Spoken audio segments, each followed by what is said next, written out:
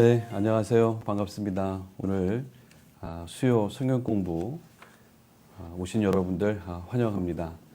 매주 수요일 오전 10시 30분 페이스북 라이브를 통해서 우리 토비아 선교회 회원들과 또 우리 샬롬교회 교우분들과 함께 말씀을 공부하고 있는 시간입니다.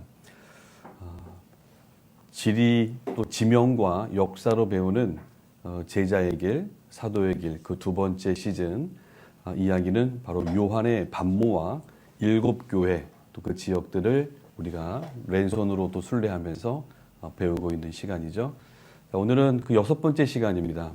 그리고 지명 또 교회로는 이제 5번째 교회가 되겠는데요. 바로 사대교회 이야기를 함께 공부하면서 그 지역을 같이 순례하는 그런 시간을 겸하도록 하겠습니다. 기도하고 시작합니다. 요한 사도를 통해서 주시는 그 말씀을 저희가 받습니다. 말씀을 들을 때마다 우리의 삶을 되돌아보며 반성하게 됩니다. 오늘 사대교회를 향하신 이 귀한 말씀을 공부할 때 오늘도 성령께서 우리와 함께 하셔서 주의 마음을 헤아리게 하시고 깨달은 말씀대로 실천해 갈 수 있는 우리 모두가 되도록 인도하여 주옵소서. 예수님의 이름으로 기도하옵나이다. 아멘. 자, 우리 시작 전에 인사하셔야 되는데 아침 시간입니다. 해외에서 보시는 분들은 저녁 시간일 수도 있겠습니다만 안녕하세요 하면 메르하바라고 하죠. 메르하바. 그리고 좋은 아침입니다. 굿나이든. 그리고 이 좋은 아침에 이 수업에 오신 여러분들을 환영합니다. 그리고 정말 고맙습니다 라고 할 때 테셰큐르 에데림이라고 인사를 합니다. 터키어 간단하게 알려드리고 있는데요. 확인해 보실까요? 굿나이든 하면 좋은 아침. 테셰큐르 에데림 좀 깁니다만 자꾸 하다 보면 익숙해지십니다. 테셰큐르 에데림 고맙습니다. 메르하바. 이 세 가지만 아셔도 터키 여행 끝납니다. 여러분들 잘 기억하시면 좋겠죠. 자, 성경 공부 전에 알림사항 한 가지 좀 전하겠습니다. 은혜로운 사순절을 보내기 위해서 저희 토비아 선교회는 사순절 말씀 묵상집과 또 어린이 교재 여러분들에게 제안해 드렸고 또 많은 교회분들이 이 교재를 중심으로 해서 목회 현장에서 또는 가정에서 또 개인의 삶의 일터에서 잘 활용하고 있다라는 이야기를 듣고 있습니다. 감사드리고요. 어쨌든 사순절이 아직 몇 주 남아 있기 때문에 여러분들 끝까지 이 교재를 활용해서 말씀을 묵상해 주시면 좋겠고요. 이를 좀 더 돕기 위해서 우리 사순절을 보내기 위한 이 교재 활용 세미나를 진행하고 있습니다. 매주 월요일 아침 10시에 진행하고 있는데요. 이 세미나 특별히 예배와 설교 그리고 묵상을 어떻게 할 수 있는지 그 중요 포인트들을 저희가 점검해 드리고 또 어린이 교육에서도 우리가 관심을 가져야 될 부분 그리고 어떻게 현장에서 나는 이렇게 활용하고 있다라는 것들을 나누는 시간을 갖고 있습니다. 우리 관심 있는 분들은 매주 월요일 아침 10시에 세미나 들어오시면 되겠고요. 무료로 진행되기 때문에 저희 토비아 선교회에 연락 주시면 함께 하실 수가 있습니다. 요즘 저희가 좀 바빴습니다. 바로 이것 때문에 바빴는데요. 바로 고난주간이죠. 사순절을 보내는 중에 마지막 예수님의 행복 고난주간의 이야기를 담고 있는 그 하이든의 가상칠언 아마 여러분들이 잘 아시는 이야기죠. 고난주간에 매년 저희 토비아 선교회에서는 말씀을 묵상하며 기도할 수 있도록 영상물을 공급해 드리고 있었는데요.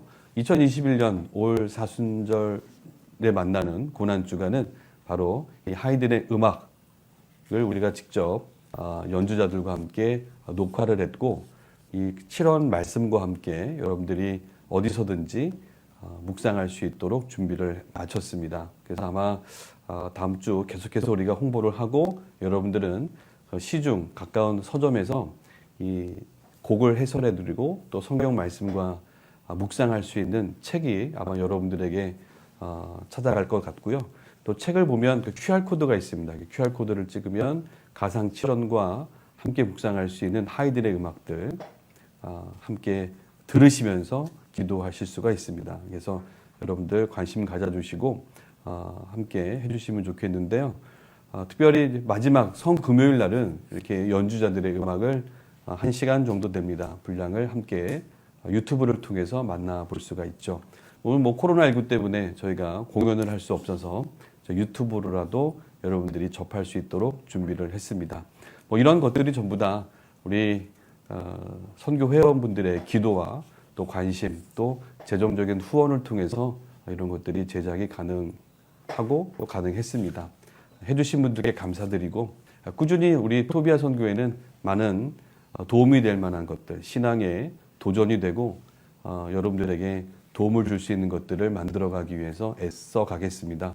기도해 주시고 특별히 이번 고난주간 랜선 음악 묵상 기억하셨다가 함께 참여해 주시면 감사하겠습니다. 혹시 소식지를 받아보시면 소식지에도 이 자세한 안내가 나갈 거고요. 또 우리 SNS를 통해서도 계속 홍보를 해드리겠습니다. 그리고 굵은 글자로 나가는 후원에도 여러분들이 관심 가져주시고 저희에게 후원해 주시면 감사하겠습니다. 자, 여기까지 안내 말씀드리고요. 오늘 사대라고 하는 지역으로 순례를 떠나겠습니다. 사대교회로 이제 출발하면서 이제 요한계시록 2장에서 3장으로 건너뛰었던 거죠. 그래서 2장에는 4개의 교회를, 또 3장에는 3개의 교회를 향한 편지가 기록되어 있습니다. 함께 본문을 찾아주셔서 함께 읽었으면 좋겠고요. 혹시 우리 카톡방에 들어오신 분들은 자료를 받으셨다면 함께 참조하시면서 오늘 사대교회를 향한 말씀을 함께 봉독하겠습니다. 제가 읽어드릴게요. 사대교회 사자에게 편지하라. 하나님의 7 영과 7 별을 가지신 이가 이르시되 내가 내 행위를 아노니 내가 살았다 하는 이름은 가졌으나 죽은 자로다. 너는 일깨어 그 남은 바 죽게 된 것을 굳건하게 하라. 내 하나님 앞에 내 행위에 온전한 것을 찾지 못하였노니 그러므로 내가 어떻게 받았으며 어떻게 들었는지 생각하고 지켜 회개하라. 만일 일깨지 아니하면 내가 도둑같이 이르리니 어느 때에 내게 이르는지 내가 알지 못하리라. 그러나 사대에 그 옷을 더럽히지 아니한 자 몇 명이 내게 있어 흰옷을 입고 나와 함께 다니리니 그들은 합당한 자인 연고라. 이기는 자는 이와 같이 흰옷을 입을 것이요 내가 그 이름을 생명책에서 결코 지우지 아니하고 그 이름을 내 아버지 앞과 그의 천사들 앞에서 시인하리라. 귀 있는 자는 성령이 교회들에게 하시는 말씀을 들을지어다. 아멘. 1절부터 6절에 있는 말씀 봉독해 드렸습니다. 자, 오늘 본문에 등장하는 사대 교제를 참조하셔서 앞부분 역사, 지리적인 부분부터 제가 좀 설명해 드리겠습니다. 오늘은 좀 역사 이야기를 좀 하면서 성경 공부를 진행할 텐데요.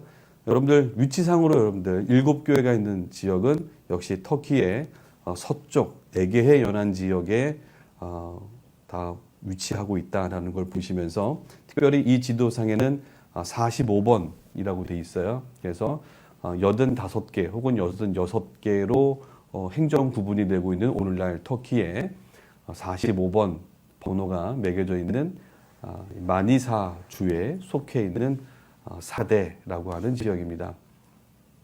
그래서 여러분들 이 지역 순례 가시면 이 동네에서는 45번 버스를 앞에 번호판을 확인해 볼 수 있다 말씀드렸고요. 참 재밌는 게요. 순례 가시면 전부 다 하얀색입니다. 하얀색. 왜 그런가 저도 좀 살펴봤는데 흰색이 돈이 덜 든답니다. 그리고 터키 사람들이 흰색을 좋아하는 이유가 깨끗한 사람들이에요. 그래서 여러분들 그 유리창 보시면 굉장히 깨끗하게 닦아 놓습니다. 그래서 검정색보다는 흰색을 선호하는 민족이 이제 터키 사람들인데 붉은색도 뭐 좋아합니다만 어쨌든 이 버스의 번호판 보시면 45번 그럼 마니사주구나. 우리는 사대교회가 있는 지역에 모습이구나 이렇게 볼 수 있겠죠. 자, 로마로 가는 길목이었다. 제가 자료에도 언급해 놓고 있는데요. 이 지도를 보시면 지금 가운데 아시아라고 이렇게 써 있죠. 아시아 주 안에 포함되어 있는 여러 도시 가운데 바로 내륙에 약간 치우쳐져 있는 사데라고 하는 지역이 있는 겁니다. 이 사데는 바로 그 위쪽에 두아디라에서 남동쪽으로 한 65km 남쪽에 치우쳐 있고요. 반대로 바닷가 지역에 있는 에베소에서 한 80여 킬로 정도 내륙으로 들어와 있는 그런 지역입니다. 그래서 비교적 이 주변 7교회와 가까이 근접해 있는 그런 위치에 자리 잡고 있는 도시가 사데라고 하는 도시죠. 여기 뭐 잘 눈에 들어올지 모르겠습니다만 사데라고 하는 도시 옆으로 강이 하나 흘러간다고 말씀드렸어요. 헤르무스라고 하는 강이 있어서 헤르무스 강의 내륙 쪽입니다. 그래서 이 강이 흘러내려가면 바로 이즈밀, 서머나를 만나게 돼 있죠. 그래서 이 헤르무스 강의 약간 내륙에 치우쳐져 있는 발원지 같은 그 부근에 세워졌던 도시, 바로 사데다 이렇게 보시면 됩니다. 또 지형적으로도 굉장히 높은 한 450에서 60m 되는 높은 산이 둘러싸고 있는 지역이 바로 이 사데입니다. 그래서 트몰루스라고 하는 산 기슭에 자리 잡고 있어서 소위 이런 지역을 우리 아크로폴리스라고 얘기하는 거죠. 상부 높은 쪽에 도시가 형성돼 있었다라는 건 버가모하고 좀 비슷한 지형을 갖고 있다라고 보시면 좋겠습니다. 이 지역을 고대에 많은 사람들이 지나갔던 무형로였다라고 보시면 되겠고요. 이 아래쪽 지중해 연안 쪽에서 지중해 연안이라고 하면 더 남쪽으로 내려가면 이제 이스라엘 쪽이나 동쪽의 바벨론 이런 지역, 이란, 오늘날 이라크 쪽에서 올라오는 길들이 바로 이 도로를 지나가서 바로 유럽으로 향하는 그 길목에 있었다라고 보시면 되겠고요. 에게 건너 유럽에서 서쪽에서 아시아 동쪽으로 들어와서 내륙으로 앙카라를 통해서 이스탄불이든지 본도 지역, 러시아, 오늘날 러시아 지역으로 이동할 수 있는 동서로 움직이는 길하고도 연결되어 있었다라고 보시면 해안가에 있는 도시들은 교통의 요지라고 볼 수도 있겠고 내륙에 치우쳐 있지만 이 사데라고 하는 지역은 이 사통팔달라고도 표현할 수 있을 정도로 주변 지역으로 쉽게 이동할 수 있는 굉장히 교통의 중심지 역할을 했기 때문에 또 물 자원도 좋았고 또 비옥한 땅을 소유하고 있어서 굉장히 번성했던 도시였다라는 것을 이제 역사를 통해서 우리가 볼 수 있습니다. 자, 아시아라고 하는 지역 여러분들이 기억해 주시면 좋겠고, 자, 아시아 좀 전에 지형적인 설명 드렸죠. 그래서 내륙 요 부분이 제가 지금 포인트로 가리키고 있는 지역에 큰 산맥들이 있습니다. 그래서 아래쪽에서부터 오르는 산맥이 바로 타우루스 산맥이라고 말씀드렸는데요. 타우루스 산맥의 서쪽 끝자락에 치우쳐져 있고 해안으로 넘어가는 경계선 상에 있는 도시가 이 사데라고 하는 도시로 볼 수가 있겠고요. 이 산이 있다는 건 물이 있다는 거죠. 그래서 높은 설산, 해발 2,000, 3,000m가 넘는 높은 산맥에 산에서 내려오는 물들이 바로 이 지역이 골로세가 되겠죠. 골로세, 라오디게아, 또 히에라폴리스가 있는 지역에서부터 물줄기가 계곡을 따라 강이 형성돼 있어서 해안 연안가 쪽으로 낮은 지역으로 내려왔다. 이런 지역에 이제 도로가 발생하는 거고 이쪽으로 거상들이나 군인들이 이동하면서 도시가 발달했다. 이 아래쪽으로 내려오면 에베소가 있는 거고요. 그 위쪽으로 가면 바로 서모나가 있는 거고요. 더 위쪽으로 가면 버가모를 만날 수 있었다. 자, 가는 곳에 보면 이 계곡을 따라 물이 흘러가는 걸 보이죠. 그래서 이렇게 되게 중심적인 계곡, 강, 이 도로로 형성돼 있었던 이 중심부에 바로 이 사데라고 하는 지역이 있었다라는 것을 여러분들이 기억한다면 고대나 지금이나 이렇게 교통의 요지, 사람이 살 수 있는 좋은 비옥한 땅 이런 지역을 선점하는 거죠. 이 땅을 차지하기 위해서 피비린내 나는 역사가 바로 이 지역에 있었다라는 것을 이제 우리가 보면 이렇게 많은 좋은 장소를 서로 차지하기 위한 그런 이야기들, 모습들이 있었던 곳이 사대다라는 것을 기억하셨으면 좋겠습니다. 자, 오늘날 이런 지형으로 돼 있죠. 가서 보시면 많이 무너져 있습니다만 규모로 보면 에베소나 서모나 버가모보단 작습니다만 그래도 내륙에 치우쳐 있는 도시 중에는 굉장히 왕성한 도시였다라는 거죠. 그래서 제가 좀 전에 말씀드렸던 투몰로스산 해발 450m가 넘어요. 높은 언덕 위에 최초로 도시가 생기는 거예요. 이런 지역을 우리는 아크로폴리스다라고 말씀을 드렸던 거고요. 산 꼭대기 위에 성벽을 쌓아서 최초의 도시가 세워져 있었고 도시가 이제 헬라 제국 시대부터 주전 3세기, 4세기 때 왕성해지다 보니까 다 수용할 수가 없었잖아요. 그래서 산 아래쪽에 저지대에 이 도시가 또 만들어지고 거기까지 성벽이 둘러쳐지는 거죠. 성벽이 완전히 둘러쳐져서 큰 건물이 생기는 시기는 바로 이 사도 바울이 활동했던 이 7교회가 들어서기 시작했던 로마 시대로 보시면 됩니다. 고대에는 저 위쪽에서부터 도시가 형성되었다라고 보시는 거죠. 그래서 전형적으로 삼면이 둘러싸여져 있는 아주 천혜와 같은 요새를 이루고 있는 도시였다라고 보시면 좋습니다. 그래서 이 토몰로스 산을 뒷배경으로 해서 아래에 넓게 도시가 확장되어 있었던 사대라고 하는 지역에 복음이 전해졌다라는 것을 기억하시면 좋겠죠. 자, 이제 지명을 보실 텐데요. 지명을 보면 일단 주전 1200년경부터 우리가 거슬러 올라갑니다. 그래서 주전 1200년경에 우리가 지금 보고 있는 이 지도 상에 있는 도시는 바로 소아시아라고 하는 이 그리스 사람들이 이제 들어서게 되는 거죠. 그때 이 프리기아 왕국이 세워져요. 이 프리기아 왕국 사람들이 도시를 세우면서 하이데라고 불렀답니다. 하이데. 그러니까 그리스 사람들은 디오니소스라고 하는 술의 신, 연극의 신 이런 신을 숭배하는데 이미 이 내륙의 현지인들도 그와 동일한 신을 섬기고 있었다는 거죠. 순례를 좀 가야 이게 피부로 와닿는데요. 여러분들 순례 가시면 버스를 타고 이 사대로 가는 한 1시간 반, 2시간 동안 좌우에 펼쳐져 있는 이 밭을 볼 거예요. 어떤 밭이냐면 바로 포도밭이죠.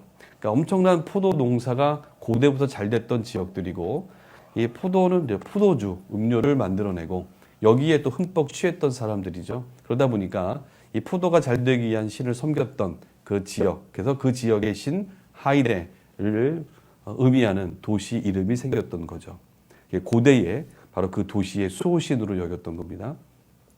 그러다가 좀 이후에 한 주전 700년경에 오늘의 이란 쪽에서 올라온 사람들, 킴메리아 사람들에 의해서 잠시 점령을 당해요. 점령을 당하고 이 사람들은 물러갑니다만 그 사람들이 새로 태어났다라는 뜻으로 이 도시를 불렀다고 그래요. 그러니까 정확하게 어떤 이유로 이런 의미를 붙였는지는 알 수 없으나 어쨌든 이 도시는 새로 거듭났다. 우리에 의해서 새로 태어났다라고 하는 의미로 이 하이데를 불렀다고 합니다.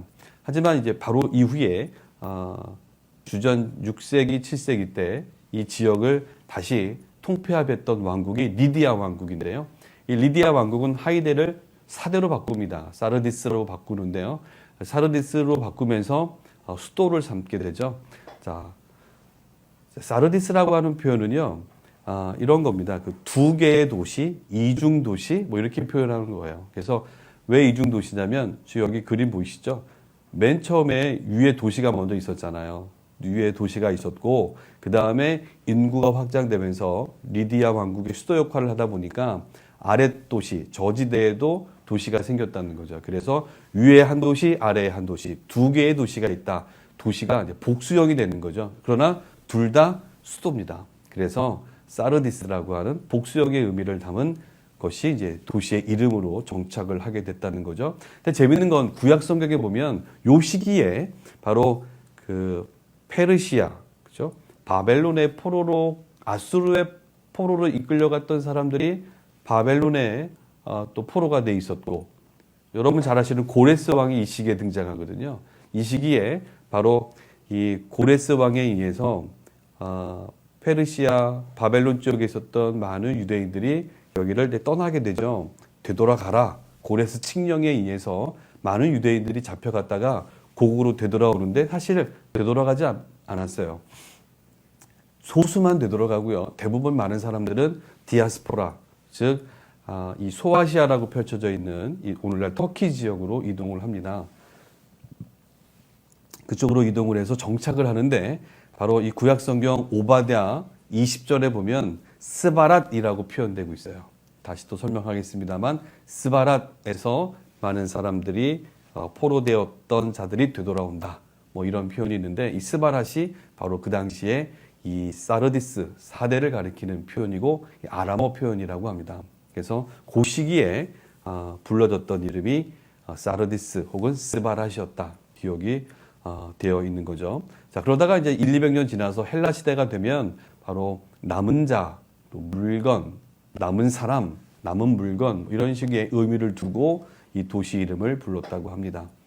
그리고 이제 1923년 이후에 오늘날 터키 공화국에서는 사르트라고 부르고 있고 혹은 살리힐리 이 두 가지 언어를 같이 쓰고 있어요. 참 재밌죠. 한 도시를 오늘날 사람들도 두 개로 부르고 있다는 거죠. 이중적인 의미를 그 도시 이름이 지명이 불러주고 있다라는 것은 현장에 가서 보시면 이미 고대 때 높은 지역의 도시가 형성되어 있었고 아래쪽에 또 다른 도시가 확장되어져서 마치 두 개처럼 보이는 이 의미가 지형과 더불어서 지명에도 들어가 있다라고 보시면 되는데요. 뭐 여러분들 학자들의 책을 보시면 특히 이제 기독교 서적들을 보시면 이런 새로 거듭났다 또 남은 자 뭐 이런 이야기들을 역사 지역 문화하고는 좀 달리 해석을 해서 기독교 신앙 입장에서 써간 또 지명을 풀어낸 이야기들이 참 많습니다. 어쨌든 여러분들이 그렇게 참조하실 때 중요한 것은 이 지명이 이렇게 역사적인 또 지형과 연관되어서 언급되었고 그 당시 역사학자들에 의해서 기술됐다는 것을 여러분들이 기억하시면 좋겠죠. 근데 우리 기독교 신앙인들은 자꾸 이제 기독교적인 관점에서 보려고 하잖아요. 그러니까 주후 1세기 때 기독교 신앙인들이 여기서 신앙생활하면서 그 안에서 예수에 의해서 새로 거듭났다. 뭐 이렇게 풀어가기도 하고요. 또 여기에 몇 명이 남아있는 사람들, 오늘 본문에도 이제 보겠습니다만, 옷을 더럽히지 않은 몇 사람이 있었다. 그래서 거기서 오지 않았겠느냐, 이렇게도 봅니다만, 사실 그렇게 풀어가기보다는 그 이전부터 이미 이 지역에 있었던 그 왕국들에 의해서 또 지형에 의해서 지명이 붙여지고 있었다라고 여러분들이 먼저 이해를 하시면 좋을 것 같습니다. 자, 역사를 여러분들 좀 보실 텐데요. 늘 동일한 이제 지도에 저도 좀 고민이 많습니다만 그래도 복습 시간이라 생각하시고 이 소아시아는 그만큼 역사가 이렇게 굉장히 겹겹이 쌓여져 있는 그 역사라고 하는 건 그 땅의 문화, 사람들의 이야기 많은 걸 품고 있는 거잖아요. 거기에 이제 언어, 신의 이야기 이런 것들을 우리가 이해할 수 있기 때문에 역사의 이야기를 제가 좀 자주 언급하고 보여드리고 있습니다. 뭐 술래 오시면 여성분들은 주무신다고 그래요. 역사 이야기 재미없다고 하시지만 들으셔야 됩니다. 역사 이야기. 자, 히타이트. 여기 지금 빨갛게 표시되어 있는 이쪽이 4대라고 한다면 주전 1500년 이전에는 계속 히타이트의 아래에 있었던 도시였다라고 보시면 되겠고요. 하지만 바다 건너온 사람들이라고 하는 바로 이 프리기아 사람들에 의해서 바로 이 소아시아, 아시아가 점령이 당하고 이 지역에 이 왕국이 들어서는 시기가 1200년경이라고 해요. 여기 녹색으로 그려져 있는 지역을 보시면 이때 다 도시국가들입니다. 그리스에서 바다 건너 에게를 건너온 사람들이 히타이트를 몰아내고 각자의 도시국가를 세웁니다. 이때는 프리기아가 그렇게 크지 않았어요. 그러나 점점 세력을 넓혀갑니다. 고르디온이라고 하는데 오늘날 수도, 터키의 수도 앙카라에서 가깝습니다. 그 지역을 중심으로 해서 번성했던 왕국이 바로 프리기아입니다. 점점 세력을 넓혀가는데 우리가 지금 보고 있는 7교회들도 그 중에 내륙에 있는 교회들이 이 안에 포함될 정도로 점점 세력을 넓혀가고 있었던 거죠. 이 시기에 도시가 세워졌고 확장되고 있었다라고 보시면 됩니다. 꽤 오래전부터 도시가 형성됐던 것이죠. 여러분들 재밌는 게 프리기아 왕국은요. 어릴 때 동화에도 많이 등장을 하는 나라예요. 여러분들 가운데 거 보시면 임금님기는 당나귀기라는 이야기가 이 시대의 전설로 남아 있어요. 이 왕국의 이야기고요. 미다스라고 하는 마이다스라고도 얘기하는데 이 미다스 왕의 이야기입니다. 이 임금. 그리고 여러분들 또 그림 보시면 이 손, 그 디오니소스 신을 어쨌든 도와준 결과 이 사람에게 신이 선물을 해주죠. 네가 원하는 게 뭐냐 했더니 만지면 다 금이 되고 일어난다. 욕심이 많았던 왕이죠. 결국 만지는 대로 다 금이 되다 보니까 자기가 사랑하는 딸도 금으로 변해버리는 아주 어려움을 겪게 되는 거죠. 이런 이야기가 전설로 남아 있는데요. 이 프리기아 왕국의 이야기예요. 어쨌든 이 중요한 것은 제가 왜 얘기하냐면 이 미다스 왕의 무덤이 발견됐어요. 그러니까 이런 걸 보면 그 당시 있었던 왕들의 이야기를 신화와 연결시켜서 풀어가고 있었던 그 시대의 이야기들이다. 또 이 지역의 이야기이기 때문에 말씀을 드립니다. 여기는 이제 금이에요. 금. 그러니까 이 지역이 워낙 금이 많이 또 발굴이 됐습니다. 또 이것이 이 지역의 왕국의 이야기이기도 하고요. 전설로 끝나버리면 참 그냥 웃어버리겠습니다만 유적이 발굴됐거든요. 금 재련소가 발굴됐기 때문에 이 지역은 이렇게 금이 많았다라는 것을 아마도 신화하고 연결시켜서 풀어갔던 모양입니다. 자, 뭐 이런 지역에 바로 이 리디아 왕국을 여러분들이 이제 자세히 보셔야 되는데 리디아 왕국의 이야기 때 사대라고 하는 도시가 굉장히 번성하게 되고 성경의 이야기하고도 좀 연결이 되죠. 자, 리디아 왕국이 왕성해지면서 요 중심부의 사르디스, 오늘 성경에 사대로 나옵니다만 수도 역할을 하게 되면서 굉장히 발전하게 됩니다. 이 리디아 왕국 때 가장 우리가 이제 알고 있는 이야기 중에 리디아 왕국의 마지막 왕이 있어요. 바로 크로이소스라고 하는 왕의 이야기입니다. 이 크로이소스라고 하는 왕이 왜 유명하냐면 여기 지금 표기가 좀 되어 있습니다만 이 왕 때요. 바로 이 지역이 은, 금 굉장히 많이 발굴이 되고 또 얻어냈던 지역이에요. 근데 이걸 가지고 세계 최초로 뭘 만들어내요? 동전을 만들어냅니다. 여기 지금 보시면 이 사자 심벌을 한 이 동전을 세계 최초로 만들어내요. 사이즈는요, 이 콩알만 합니다. 되게 작아요. 굉장히 작지만 세계 최초로 이 호박 모양의 처음에는 은금을 섞어서 호박 색깔이 나는 호박금이라고 일명 얘기하는데요. 그렇게 만들었다가 이 불순물이 많이 들어간다고 해서 값어치가 떨어진다고 해요. 그래서 이 크로이소스 왕은 은으로, 금으로 순수하게 금과 은으로만 동전을 만들어서 사용하기 시작했고 그 주변 국가들에게 같이 사용하면서 보급이 됐던 거죠. 그래서 세계 최초로 이 금, 은, 이 동전을 만들어냈던 그만큼 부유했다는 것이고요. 이걸로 인해서 더 많은 것들을 얻어낼 수 있었던 왕국이 리디아 왕국이었고 이 크로이소스라고 하는 왕. 그래서 서양 이야기 속담에 보면 야 부자야? 그럼 너는 크로이소스만큼 부자야? 이렇게 물어본다는 거예요. 그래서 부의 대명사 이 왕국이었다라는 거죠. 오늘 이 요한계시록 사대교회를 향한 그 부의 이야기가 여기서부터 출발되고 있다는 것을 기억하자고 해서 말씀을 드리는 겁니다. 그래서 이 팍토루스라고 하는 강이 흘러가고요. 이 산에서부터 내려오는 이 강줄기 아래서 이 사금을 채취하면서 그들은 은과 금 많은 것을 이제 주조해서 활동을 해나갔던 굉장히 부한 나라였다라는 것을 여러분들이 기억하셔야 될 것 같아요. 그래서 뭐 많은 이야기가 있습니다만 그리스 아테네의 그 법이라든지 정치를 완성시켜 갔던 솔론이라고 하는 사람도 이 부한 왕국을 보고 싶었던 거죠. 그래서 찾아옵니다. 행복이란 무엇인가?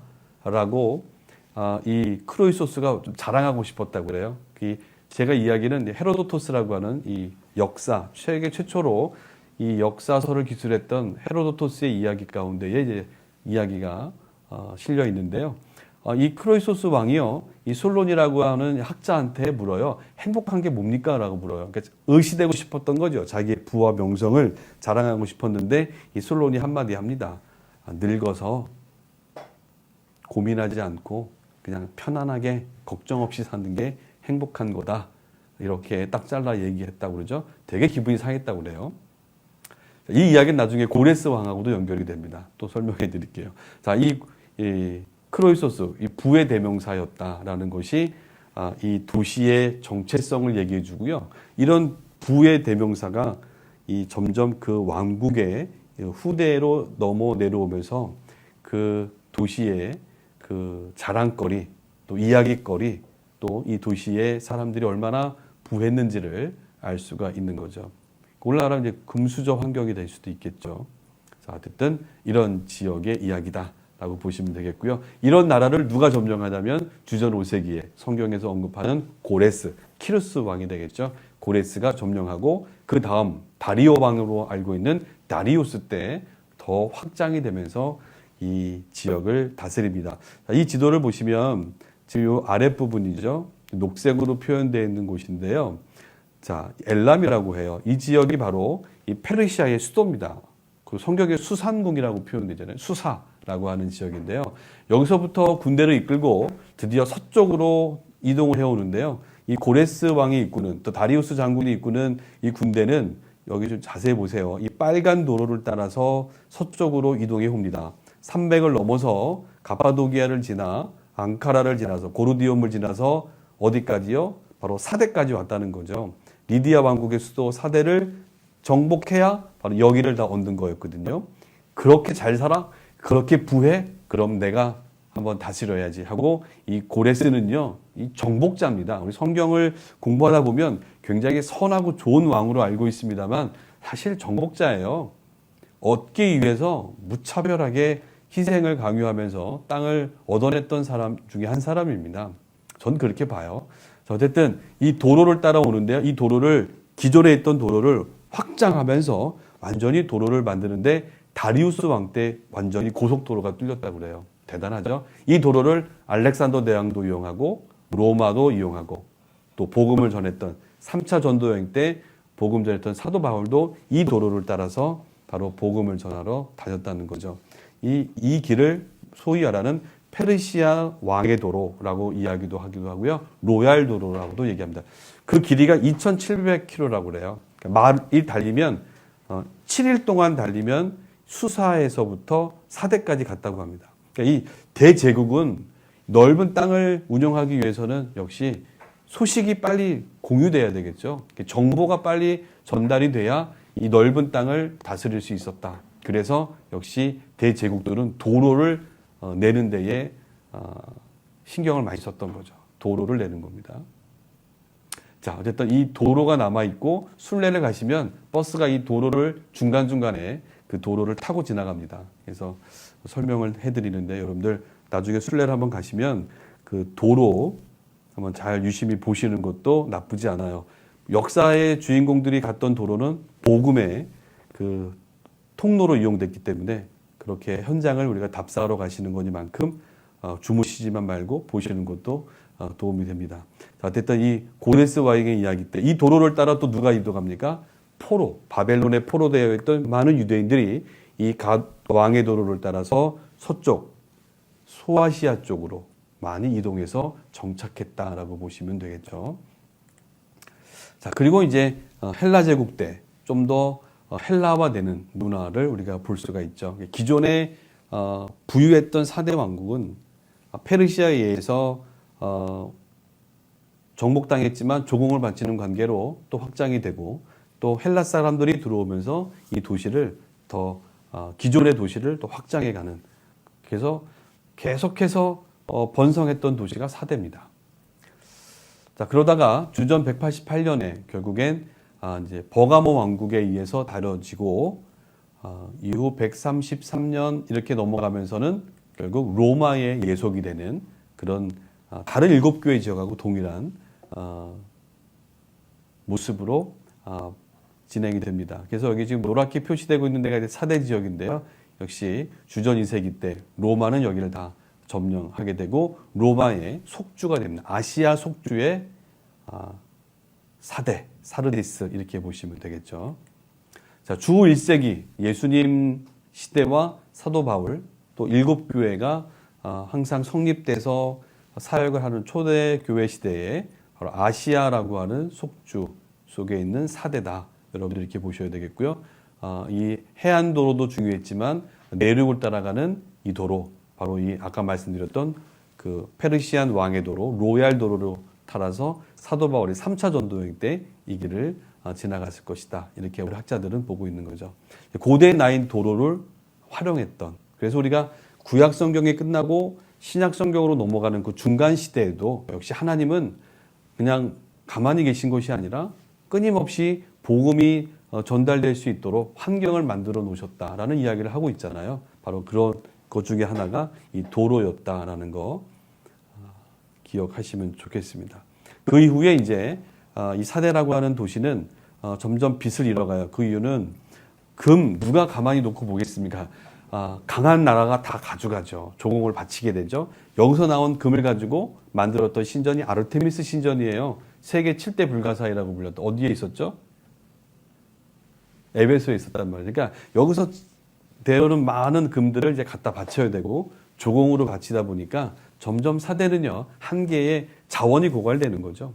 그러다 보니까 그 이제 영향력에서 영향이 사라지게 되면서 사대는 점점 사라져요. 물론 주후 17년 굉장한 지진이 일어나죠. 그리고 수차례의 지진 때문에 이 도시는 이제 묻히게 되고 또 다시 재건도 됩니다만 완전히 묻히게 되면서 특별히 오스만 터키가 들어오는 이 시기에는 완전히 묻혀서 더 이상 빛을 보지 못하는 도시가 되었습니다.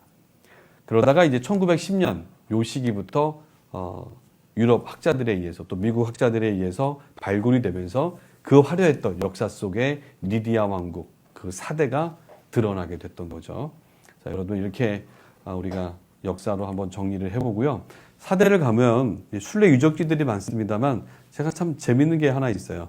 이 오늘날 터키는 헌법적으로 이 기독교 뭐 다른 종교 다 인정합니다. 그러니까 헌법상에는 종교의 자유가 보장되는 나라예요. 하지만 오랜 세월 이 무슬림의 영향을 받아왔기 때문에 지금도 그렇고요. 대다수는 국민은 무슬림 신앙을 갖고 있기 때문에 교회 보기 어렵고요. 근데 여기 가서 보시면 그 입구에 크게 사르디스, 오늘날 사르트라고 불리고 있거든요. 자, 이 지역에 대한 어떤 이야기를 꺼내는가 봤더니 요한계시록에 등장하는 지역이다. 이렇게 표현해주고 있다는 거죠. 역시 신약 성경에 나오는 주후 1세기 로마 시대지만 특별히 이 성경에 기독교인들이 보고 있는 성경에 기록되어 있는 도시가 여기다라고 해서 아주 크게 만들어 놓은 걸 볼 수 있고 브로셔에도 이렇게 찍어내고 있는 걸 볼 수 있어요. 그리고 아래 보면 이 건물이 보일 텐데요. 그 당시에 만들어졌던 체육관 건물이고 그 주변에 유대인들의 회당도 있는 건물, 이런 것이 바로 사대다라고 소개를 하고 있습니다. 참 재밌죠. 그래서 성경이 이렇게 영어로 가는 유적지마다 있다는 게 참 재미있었고요. 뭐 이런 지역은 이제 많이 만나볼 수 있습니다. 자, 4대 순례 유적지를 이제 보여드릴 텐데요. 여러분들 자료 3페이지 쪽으로 넘어가시면 우리가 4대를 가면 어디를 볼 수 있느냐라고 할 때 굉장히 많아요. 근데 발굴이 돼 있지 않다 보니까 에베소 같은 데는 발굴이 잘 돼 있죠. 그리고 지금 한참 발굴 중인 버가모 같은 데도 여러분들이 많은 걸 볼 수 있습니다만 그보다 너무 후대에 발굴이 시작됐기 때문에 이 사대라고 하는 지역은 아마 몇 년 지나고 나면 더 많은 걸 볼 수 있을 거예요. 지금은 여러분들 보시는 것처럼 이 트롤루스라고 하는 이 산자락을 여러분들 볼 수 있습니다. 가면 산 위에 성벽을 둘러싸여 있는 흔적을 볼 수가 있어요. 요 주변에 유적지가 있고요. 아랫도시입니다. 저지대. 그래서 자료에도 좀 표기했습니다만 반원형 극장이죠. 헬라 사람들의 반원형 극장. 그리고 이 밑으로 내려오면 이 아래를 이제 저지대 도시라고 말씀드렸는데요. 여기 히포드롬 경주장이 있죠. 말 달리는 경주장. 그리고 로마의 신전들, 신상을 모셔서 신전들이 세워져 있고요.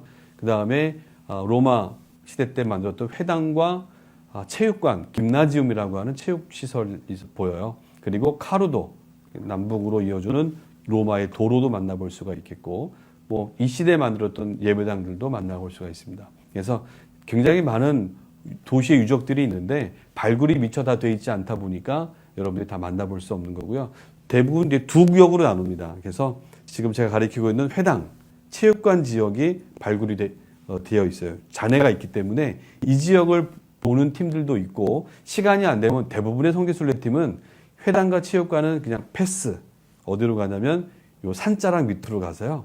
바로 아르테미스 여신전과 그 옆에 붙어 있는 기념교회 예배당을 둘러보고 가는 일정으로 마무리를 합니다. 자, 오늘날 사진이에요. 가서 보시면 그 유대인 회당 제가 계속 언급하고 있죠. 유대인 회당과 체육관의 일부 건물이 남아 있어요. 이 유적을 둘러보죠. 저 같은 경우나 이제 저희 천지항공에서 하거나 아니면 저희 토비아 선교에서 진행을 하면 이쪽 지역을 반드시 들리는 거죠.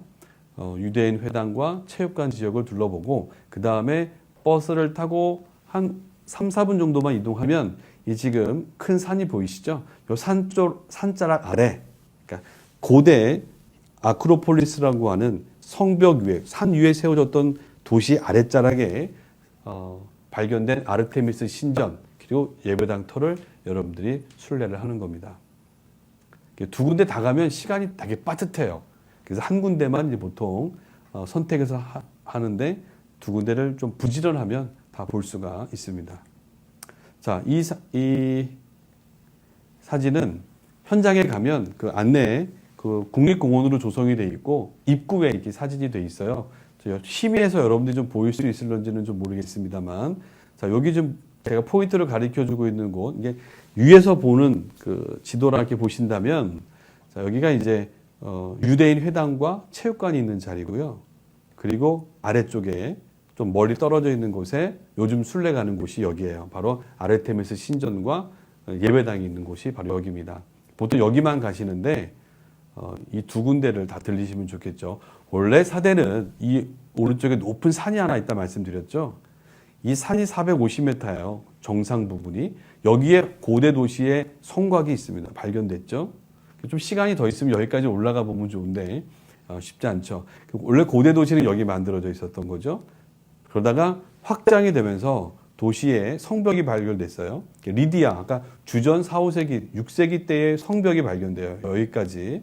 그래서 아까 말씀드렸던 유대인 회당 체육관 있는 데까지가 넓게 확장이 돼서 로마 때까지 이어집니다.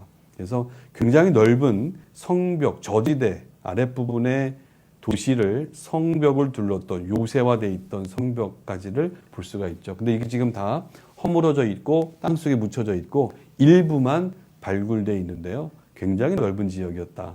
아랫도시가 되겠고 아랫도시 중심에 바로 신전과 경주장, 극장들이 즐비했고요. 여기서 하늘을 위쪽을 보면 높은 산 꼭대기에 도시가 형성되어 있었다. 이걸 아마 가서 보시면 이렇게 밑에서 보시는 거예요. 이 많은 지역은 못 보시고 오늘날 순례를 가면 바로 이 주변, 이 자리를 보시는 거예요. 여러분들 어떤 안내자를 제가 좀 봤는데요. 여기가 그 수도의 중심부였다라고 하는데 그렇진 않다라는 거예요. 이 중심부가 아니라 그 당시 도시의 산기슭 아래 외부 그냥 끝자락이었다. 여기에 신전이 세워져 있었고 여기에 이제 예배당이 세워져 있었다. 이렇게 여러분들이 이해를 하시면 좋겠습니다. 자, 오늘날 지금 딱 좋네요. 이 3월에 가시면 이 꽃이 피어 있습니다. 너무 아름답죠? 이스라엘 지중해 연안 지역에 가장 많이 피어 있는 꽃이 이 드레핀 백합화죠. 이게 드레핀 백합화예요. 바로 이 아네모네라고 하는 꽃이잖아요. 드레핀 백합화를 보라 할 때 예수님이 얘기하셨던 이 아네모네가 굉장히 딱 요 시기에 많이 피어 있을 겁니다. 아마 내년 이맘에는 가실 수 있을 거예요. 자, 이 지역에 요 건물이 바로 체육관입니다. 로마 시대 때 지어졌던 김나지움이라고 하는 체육관이 아마 지중해 연안 지역을 다녀도요. 이렇게 거의 완벽하게 남아있는 건물이 거의 없습니다. 바로 이 김나지움이 이 사대에 있다는 게 굉장히 독특한 거죠. 자, 이 김나지움이라고 하는 지역의 경기장, 달리기 하는 경기장이죠. 이 안에서 또 실내 운동도 했었고요. 이 주변에 바로 어떤 곳도 있냐면 이 도로의 상점입니다. 그러니까 아고라가 있었던 거죠. 그래서 운동하고 체육시설 가면 그 옆에서 또 먹을 것도 다 드셔야 되고 식사도 하셔야 되고 뭐 이것저것 필요한 거 사셔야 되니까 이런 아고라들도 함께 번성하게 발전돼 있었고 이쪽에 이제 가로수길들도 발견이 되죠. 그래서 굉장히 번성했을 도시로 우리가 추정을 하는 겁니다. 자, 여기가 이제 들어가는 입구 쪽, 지금 발굴되어 있는 입구 쪽에 바로 목욕탕 터입니다. 그러니까 대중 목욕탕, 또 대중 화장실이 같이 있었던 터가 발굴이 되죠. 이 여기를 지나가면 체육관과 유대인 회당을 만나볼 수 있는 거예요.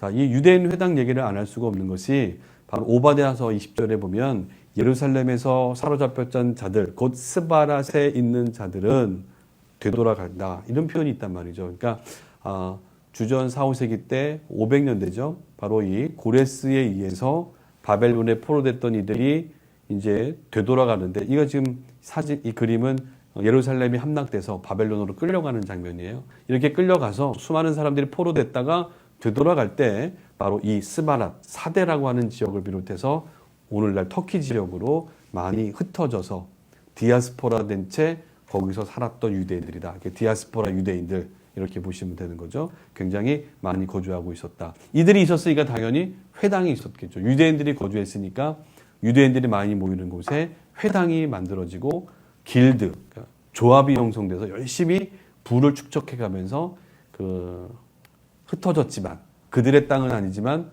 멸시와 천대 속에서도 그들은 가지고 있는 기술과 신앙을 가지고 열심히 살아가면서 버텨낸 사람들이 유대인들이라는 거잖아요.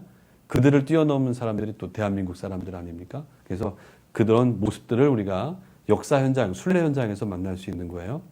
자, 유대인 회당입니다. 이게 사이즈가 굉장히 큽니다. 여러분들 이 어마어마한 유대인 회당을 만나보는 거예요. 우리 이스라엘 가면 가버나움 회당 봅니다만 가버나움 회당이 한 3-4배는 될 정도로 굉장히 웅장하게 세워져 있는 유대인 회당을 보면 그 당시 유대인들의 그 영향력 또 활동을 우리가 되새겨볼 수 있죠. 그렇다고 보면 이 주전 2세기, 3세기 때부터 유대인들이 회당을 만들고 이 바닥에 보세요. 모자이크입니다. 엄청나게 화려했던 이 규모를 유지하려면 그 로마 사람, 헬라 사람들과의 정치, 경제에 연관돼 있어야 되는 거죠. 같이 잘 딜을 하면서 타협을 하면서 유대인들이 살아갔기 때문에 이런 건물들 규모를 유지할 수 있었겠죠. 그러니 여기서 발생한 기독교인들은 멸시와 천대를 유대인들로부터 받을 수밖에 없었을 것이다. 이거는 우리가 7교회하고 공통된 이야기입니다. 얼마나 심했을런지를 이 규모를 보고 우리가 짐작을 해보는 거죠. 굉장히 큰 회당을 여러분들이 만나볼 수가 있고요. 뒷면입니다. 회당 뒷면을 보시면 정결 예식을 하는 장소도 웅장하게 발견돼 있고, 그 다음에 이거 되게 중요합니다. 여러분들 이스라엘 가서도 이거 보기 어렵거든요. 바로 예수님께서 회당에 들어가시면 성경을 읽고 성경을 읽은 다음에 뒤로 가서 자리에 앉는다 그래요. 모세의 자리에 앉아서라는 표현이 있어요. 이게 바로 모세의 자리라는 겁니다. 회당 뒤쪽에 가면 이렇게 여기 굉장히 대리석으로 잘 만들어 놨어요. 그것도 하나가 아니라 2개가 만들어져 있죠. 얼마나 이 회당 유대인들의 활동이 컸는지를 우리가 느낄 수 있는 거죠.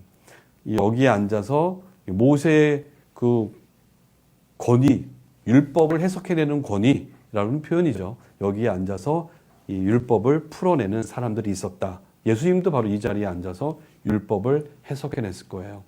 모세의 자리를 여러분들이 보는데 2개나 있습니다. 서로 이제 앉아서 사진 찍는 거죠.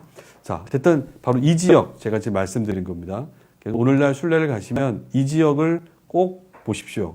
그래서 기획을 하시더라도 여기를 꼭 넣고 가시면 좋습니다. 그리고 여기를 순례하고 난 다음에 바로 아래쪽 아르테미스 신전이 있는 쪽으로 이동을 하셔야 되는데요. 입구입니다. 아주 폭이 좁아요. 나중에 발굴되다 보고 이 산 기슭인데다가 완전히 산에 묻혀져 있습니다. 그래서 찾기 어려웠을 수도 있어요. 자, 1910년 한번 발굴이 되고 1950년 이후에 한번 2번 이제 발굴이 되면서 세상에 드러났거든요. 들어가는데 완전 시장 형성이 돼 있죠. 그래서 여기 보면 아르테미스 신전이라고 써 있어요. 그래서 신전으로 이동을 합니다. 조그마한 골목길을 따라 들어가면 바로 이렇게 아르테미스 신전이 보이는, 자세히 보시면 여기 2개의 기둥이 있는데 78개의 기둥이 있었다고 그러죠. 그리고 높이만 해도 18m가 넘어요. 그리고 요 지름, 원지름이 2m입니다. 그 대리석으로 만든 수많은 기둥과 이런 것이 어떻게 여기까지 왔는지, 그리고 어떻게 그걸 정교하게 다듬어서 신전을 만들었는지, 이건 참 불가사의한 일인데요. 이런 신전이 중앙부에 크게 있었고요. 이 직사각형 모양인데요.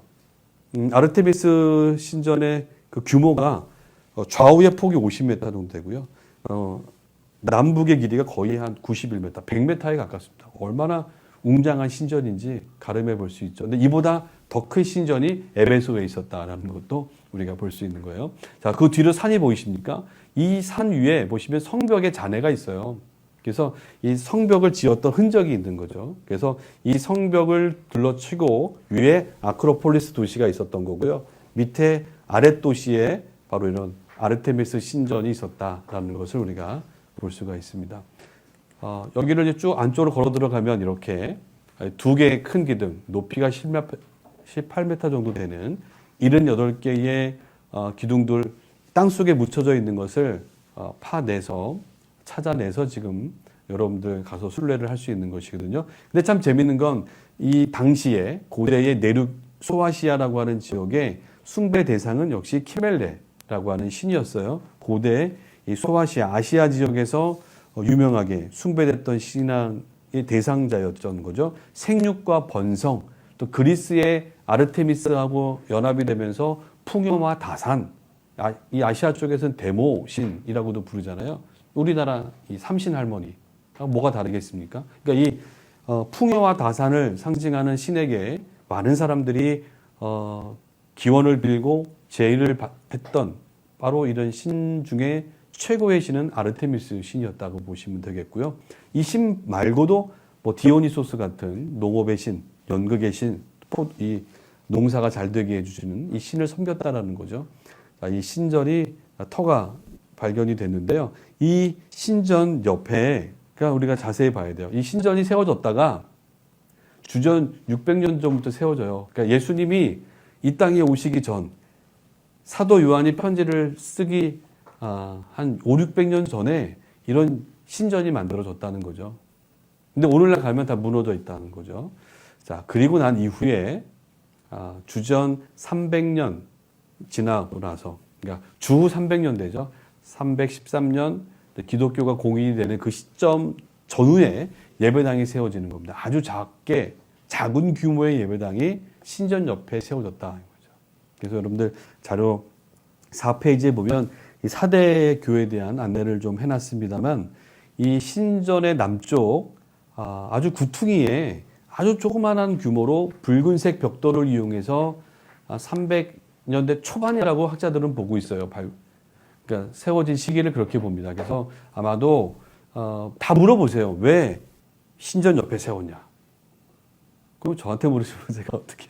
그러니까 왜 신전 옆에 세웠느냐라고 볼 때 주후는 역시 이제 로마의 기후가 점점 흐물어져 가고 이 기독교의 시대가 이제 펼쳐가기 직전이거든요. 그래서 이 신전들의 영향력이 점점 쇠퇴하는 시기였어요. 그리고 한 400년대가 되면 이 신전 다 훼손됩니다. 다 무너져요. 그래서 아마도 이 신전 옆에 영향력을 상실해 가던 이 아르테미스 신전 옆에 아마 아직은 기독교가 완전히 313년 전이니까 그 이전에 만들어졌을 것으로 학자들은 보기 때문에 공인되기 직전이었기 때문에 여전히 피해를 받고 있는, 박해를 받고 있는 시기에 자그마하게 그래도 예배당을 지었다. 이건 되게 중요한 사건이죠. 그래서 되게 적은 규모로 예배당을 만들었지 않았겠는가. 뭐 저도 그렇게 일단 있는 기록을 참조해서 말씀을 드릴 수가 있습니다. 자, 이 고대 초기 교회 전승을 보면 이 4대 교회가 누구에 의해서 복음이 전해졌고 교회 예배를 드렸는지는 아직 모르죠. 제가 지난 월요일 날도 학교에 가서 이제 성서 지리를 강의하는데요. 학생이 질문을 합니다. 터키를 다녀왔는데 이분 얘기로는 아니 그 엄청난 그 기둥들이 세워져 있는 교회에 근데 왜 힘들었다고 합니까?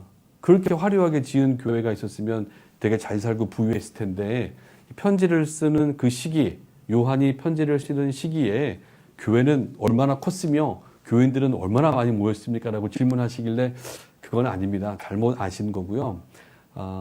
1세기 복음이 전해지고 요한이 편지를 쓸 때만 해도 이런 빨간 벽돌의 건물이 없었습니다. 그리고 그 당시는 예배를 드려도 건물을 세운 곳이 아니라 누구의 집 혹은 마당뜰 아니면 동굴 이런 데서 흩어져서 소수의 사람들이 아마 모여서 예배를 드렸을 것이죠. 그리고 난 이후에 이 큰 기둥을 보시는 것은 300~400년 지나서 예수 믿는 게 죄가 되지 않는 그 비잔틴 시대, 그러니까 예수 믿는 것이 합법화되는 시대에 후대에 세워진 건물입니다. 이렇게 알려드렸거든요. 여러분들도 순례를 가시면 꼭 그거 기억을 하셔야 됩니다. 자, 이 300년대 초기에 세워졌던 예배당. 그래서 누구에 의해서 이 사대라고 하는 지역에 복음이 전해졌는지 모르지만 부하고 굉장히 명성이 있는 화려하게 치장됐던 이 도시에 누군가는 복음을 전했을 것이고요. 그런 사람들이 모여서 예배를 드리다가 교회 전승에 의하면 사도 바울의 제자였던 클레멘트라고 하는 여러 사람이 있죠. 그 사람이 처음 감독이 되지 않았겠느냐. 이 교회 건물이 없었습니다. 공동체, 소위 말하는 이게 가족에 모여서 예배 드릴 때 리더 역할을 하지 않았겠느냐라고 보는 거고요. 2세기 때 기록에 의하면 특히 그 유대인 역사가라고 하는 요세푸스에 의한 증언도 있습니다만, 기록도 있습니다만, 특별히 우리는 이제 유세비우스의 이야기를 많이 참고하죠.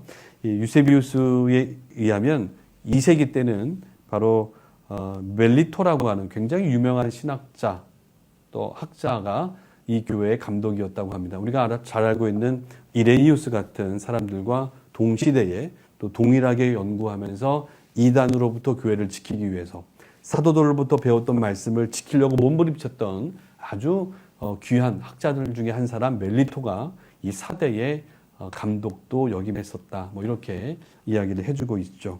하지만 이제 이후 300~400년 때 고트족의 침입으로 인해서 이 많은 피해를 받고 교회는 무너지게 되죠. 이후에 400년 또 500년 요 시기에 요 주변에 또 많은 예배당들이 세워졌다고 합니다.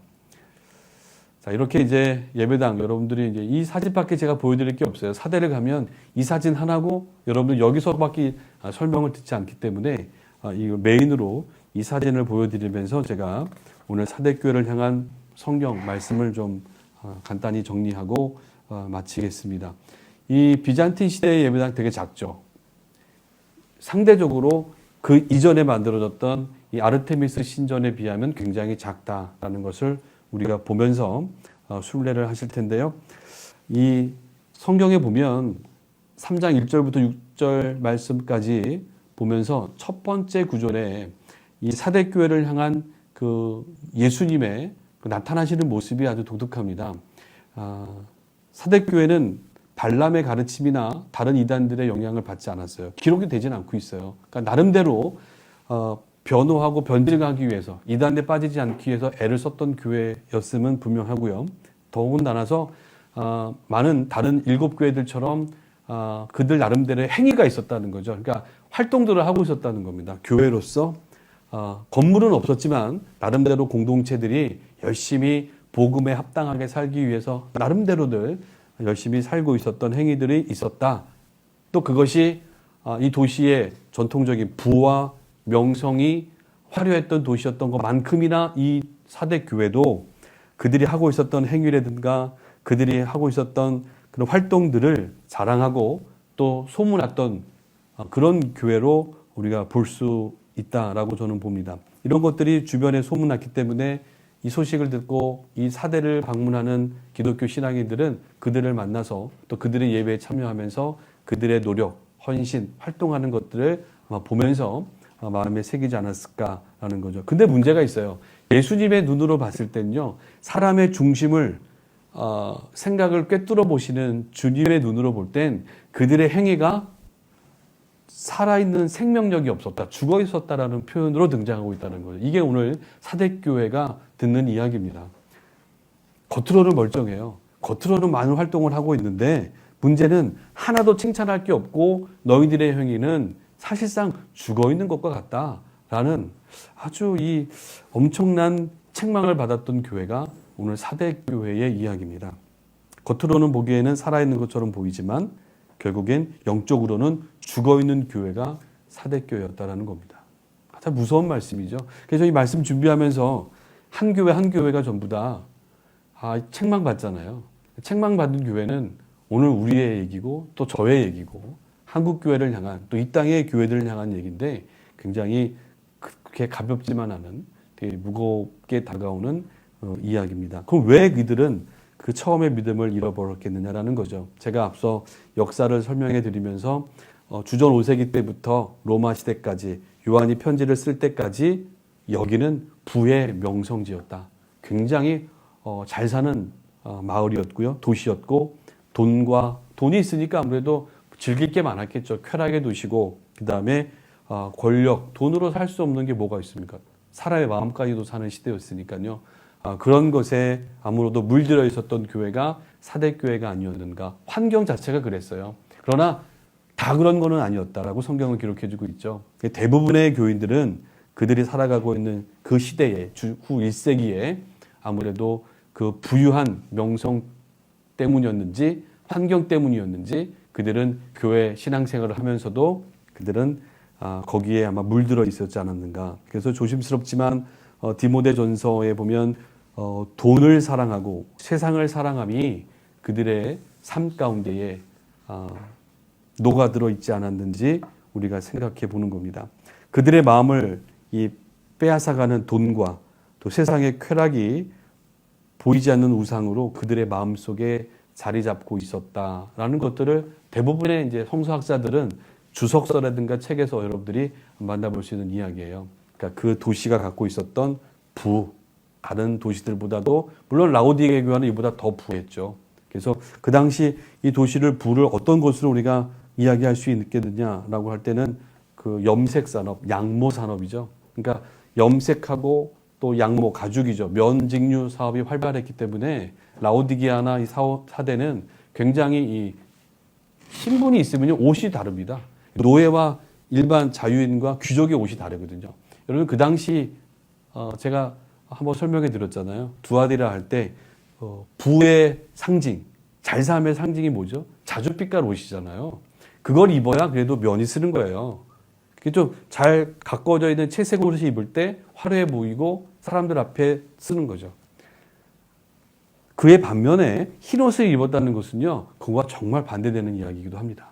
어쨌든 이 부의 대명사였던 그로 인해서 쾌락과 돈이 주는 즐거움 속에 환경에서 신앙인들마저도 오염되지 않았겠는가.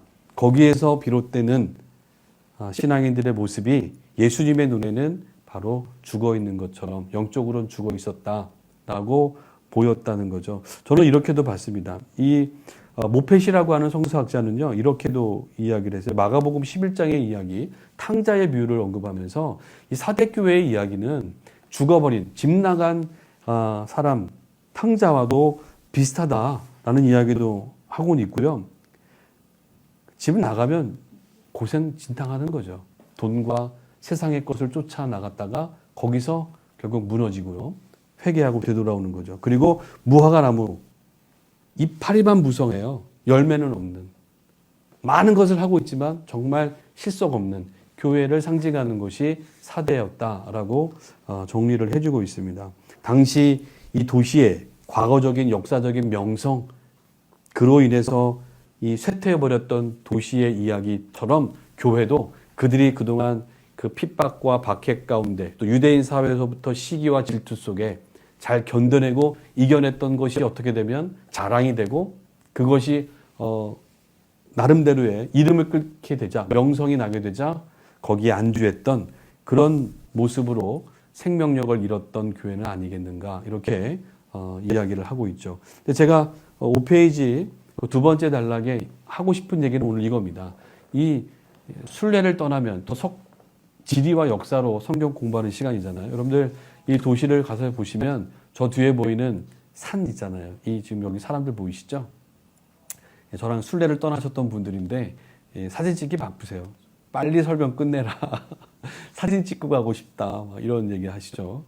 사진 찍으셔야죠. 아주 좋은 겁니다. 그리고 한 교회는 기도하고 난 이후에 교회 주변에 이렇게 모여서 사진을 찍었던 교회도 저 기억이 납니다. 요 뒤로 보이는 빨간 벽돌이 작은 예배당이고 그 뒤로 큰 성벽이 보이는 요걸 이제 한눈에 담아가는 분들이 많으신데요. 자, 우리는 이 교회를 향한 책망 가운데 이 부분을 잘 봐야 돼요. 왜냐하면 요한이 언급하고 있기 때문에 그렇습니다. 내가 살았다 하는 이름은 가지고 죽은 자로다. 요 문구가 그냥 나온 게 아니라 요한이 썼잖아요. 요한이 성령에 감동되어서 하나님의 말씀을 전하는데 요한은 순회 목회자였죠. 순회 사역을 하면서 에베소에서 머물면서 7교회를 비롯한 여러 아시아의 지역들의 교회를 다니면서 말씀으로 가르치고 예언하고 또 그들을 목양했던 사람이 바로 사도 요한입니다. 이 요한은 7교회는 어느 정도 그 지역과 도시의 이야기를 아는 거고요. 그 다음에 그 사람들의 사정을 아는 거죠. 그렇기 때문에 이 요한은 이 편지를 잘 써 나갈 수가 있었던 겁니다. 하나님의 그 마음을 성령을 통해서 깨닫고 이르시는 대로 바로 써내려갔던 거죠. 근데 써내려가는데 문장을 보면 살았다 하는 이름은 있으나 죽은 자로다. 이런 표현은요, 그냥 툭 튀어나온 게 아니라 바로 그가 알고 있었던 사대 사람들이 가장 쉽게 이해할 수 있을 만한 문구로 접근하는 거죠. 7교회가 사실 다 그렇습니다. 자, 그 당시에 글 읽을 수 있는 사람이 몇이나 됩니까? 그러니까 기록을 하지만 이 기록된 것을 가지고 사람들이 둘러 모여 앉아 있을 때 이 편지를 읽어주겠죠. 누군가를 읽어주면 읽으면 쉽게 이해할 수 있는 이런 말씀이구나. 우리로부터 이렇게 유의하라는구나 라는 것을 일깨워주는 거죠. 오늘 거기 보면 2절에 너는 일깨어라는 표현이 있어요. 이 일깨어라는 말은 헬라어 동사 이렇게 구분을 해보면 일깨운다. 그 다음에 굳건하게 하라. 그 다음에 그 3절 말씀에 보면 생각하라, 또 지키라, 회개하라. 여러분들이 3장 2절과 3절에 연이어서 보면 동사가 5개가 연이어 나오는데요. 맨 앞에 나오는 이 동사 일깨운다는 표현은 마지막에 회개하라고 하는 단어랑 연결이 된다고 합니다. 학자들에 의하면. 이 이야기는 뭐냐면 일깨운다는 표현이 그렇다고 보면 원적으로 보면 주의하라, 경계하라 라고 하는 의미로 해석을 된다는 뜻이에요. 대부분의 성서학자들은 그래서 다시 한번 경계하고 주의하고 살펴보라는 겁니다. 늘. 그래서 무엇이 잘못됐는지를 반성하라, 뉘우치라라는 거예요. 돌이키라. 굳게 붙잡고 그리고 늘 말씀을 생각하고 그렇게 하려고 지키고 반성하고 돌이키라는 거죠. 이렇게 그 문장에서 우리가 풀어가 볼 수 있다면 주의하고 경계하라. 뭘 주의하라고 그렇게 했습니까? 물론 말씀을 기억해야 되겠죠. 하지만 그들이 그동안 알고 있었던 교훈, 그 역사적인 교훈 속에서 너희들이 쉽게 깨달을 수 있는 것들을 유념하고 있어라. 역사 속에서 그랬듯이 사대교회가 정말 그렇다고 하는 것을 알고 있어라는 거예요. 자, 역사 얘기 한번 하겠습니다. 자, 이 사진 보시면 사대잖아요. 요 주변으로 여기가 지금 450m 정상 부분입니다. 도시가 성벽에 둘러쳐 있는 게 보이실 거예요. 그리고 나서 이 주변으로 성을 쌓습니다. 자, 여기 보시면 완전히 암벽이에요. 암벽이다 보니까 물론 지금 모습은 많은 이제 지진 때문에 가라앉기도 하고 주저앉았기 때문에 그 당시보다 3분의 2 이상은 주저앉아 있다고 그래요. 그럼 얼마나 더 높았겠습니까? 아래서 보면 굉장히 높은 이 성벽이, 암벽이 보이는 거죠. 그게 처전 요새라고 하는 건데 이 암벽에 있는 부분은 성벽을 쌓지 않았다고 그래요. 굳이 쌓을 필요가 없죠. 올라올 수가 없는데 어떡합니까? 여기는 자연스럽게 내두고 주변을 이제 쌓았던 거죠. 그래도 이 산 위에 쌓았기 때문에 적으로부터 이 지킬 수 있는 최고의 요새였다라는 거죠. 이런 도시를 갖고 있으면 얼마나 행복하겠습니까? 적이 쳐들어오는데 전혀 뭐 걱정할 게 없는 도시죠. 그래서 이 도시의 사람들은요, 그런 나름대로의 자부심이 있었고 그것 때문에 사실은 적이 쳐들어와도 그 무서운 페르시아의 고레스가 찾아와도 이들은 이 안에서 마시며 즐거워하며 편안하게 있었다는 거예요. 왜요? 이 천혜와 같은 요새는 어느 누구도 침범할 수 없다라고 그들은 단단히 믿고 있었어요. 그렇기 때문에 그들은 안일함 속에 빠져 있었던 거죠. 방심하고 있었다는 겁니다. 자, 그러다가 문제가 일어나는 거죠. 보시면 주전 549년 고레스 왕이 왔는데요. 1차적으로 바깥에서 한번 전투를 치러요. 고레스 군대가 얼마나 대단하길래 하면서 크로이소스 왕이 이끄는 군대가 성 밖을 빠져나와서 이 왕의 길 따라오는 이 페르시아 군대와 전쟁을 한번 붙습니다. 근데 여기서 전쟁을 치를 때 이 기병대, 아주 잘 발달되어 있던 기병대를 이끌고 이 리디아 군대는 나와요. 근데 멀리 원정 왔던 페르시아 군대는 앞세운 게 뭔지 아십니까? 낙타였습니다. 낙타. 낙타를 앞에 세우고 기병대가 이끄는 리디아 군과 전투를 치르는데 이거 지혜로웠다는 거죠. 바로 이 낙타하고 말이 더 빠르겠지만 기동성으로 보면 말이 빠르죠. 하지만 낙타가 풍기는 냄새가 있답니다. 여러분 낙타 저번에 가면 되게 냄새 나거든요. 말도 비슷합니다만 근데 말이요 낙타의 냄새를 못 견딘답니다. 그래서 낙타를 앞에 이끌어 있던 이 고레스의 군대 앞에 기병대 말들이 혼비백산하면서 도망갔다는 거예요. 거기서 한번 1차적으로 패배를 쓰라리게 보고 이 크레이소스는 다시 성벽으로 도망갑니다. 그리고 성을 굳게 닫고 에이 여기는 괜찮아. 여기는 뭐 워낙 아무도 못 들어오는 요새니 정말 사실적으로요. 이 고레스 왕이 이끄는 군대가 2주 동안 함락을 못했다고 그래요. 엄두를 못했다고 합니다. 이거 어떻게 여기를 점령해? 정말 듣던 바 엄청난 요새를 갖고 있구나. 여기는 어떻게 우리가 올라갈 수 있단 말인가. 여러분이 20m도 아니고 450m의 그 산 위에 성을 쌓았다니 이거는 대단한 거죠. 근데 문제가 발생하는 거죠. 함락이 됐습니다. 어떻게 해요? 이 방심하고 있다 보니까 군인들도 해해지는 거예요. 그래서 이 헤로도토스에 의하면 이 군인이요. 아무리 명성을 날리는 그 고레스의 군대라도 넘볼 수 없으니까 그냥 졸다가 투구를 떨어뜨렸다고 그러죠.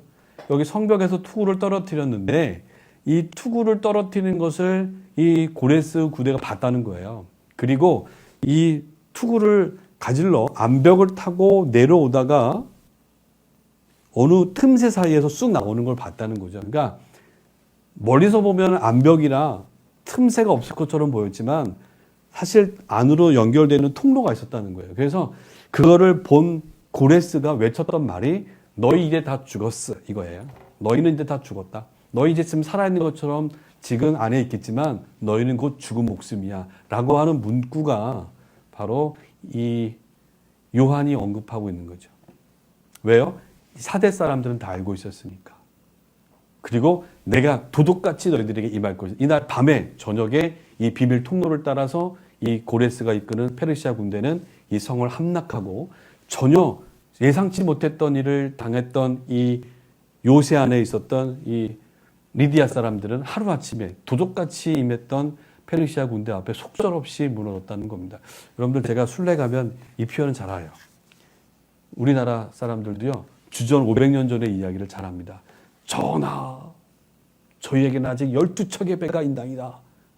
이렇게 얘기하면 무슨 얘기인지 아시죠? 모르시나요?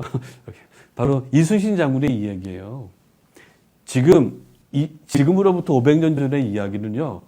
많이 회자되고 교훈으로 삼고 있죠. 제가 이렇게 얘기해도 다 압니다. 우리 어린아이들도 알아요. 그러면 그 전쟁에서 일러주는 교훈이 뭔지를 우리는 아는 거죠. 여러분들 요한이요. 이 하나님의 성령의 인도함 받아서 이 편지를 써내려 갈 때 사대 사람들의 정황, 역사 이야기 문화를 모를 바가 없었고요. 그 사람들이 흑히 알고 있었던 또 명심해야 되는 이야기를 풀어서 써내려 갑니다. 비유를 하는 거죠. 바로 너희는 지금 살았으나 죽은 목숨과 같다. 그리고 바로 도둑같이 임할 것이다. 라고 하는 표현을 들으면 어디서 많이 들어본 것 같죠? 왜냐하면 그 지역의 사람들 이미 500년 전부터 제가 자료에 언급했습니다만 주전 300년에도 안티오코스 3세에서 한 번 더 점령을 당해서 완전히 무너지거든요. 두 차례 한 번 그렇게 안일함에 방심함에 자만함에 빠져 있어서 무너졌던 걸 기억하라는 거예요. 그런 것처럼 너희 신앙 공동체도 지금 너희의 행위가 죽어 있다라는 거죠. 잘못되어 있다라는 거죠. 이것을 회개하지 않으면 너희도 심판을 받을 것이다. 이 메시지로 지금 요한은 그 사대교회를 향해서 편지를 써주고 있는 것이다. 이렇게 저는 말씀을 드리는 겁니다. 그리고 여기에 이기는 사람이 있었다.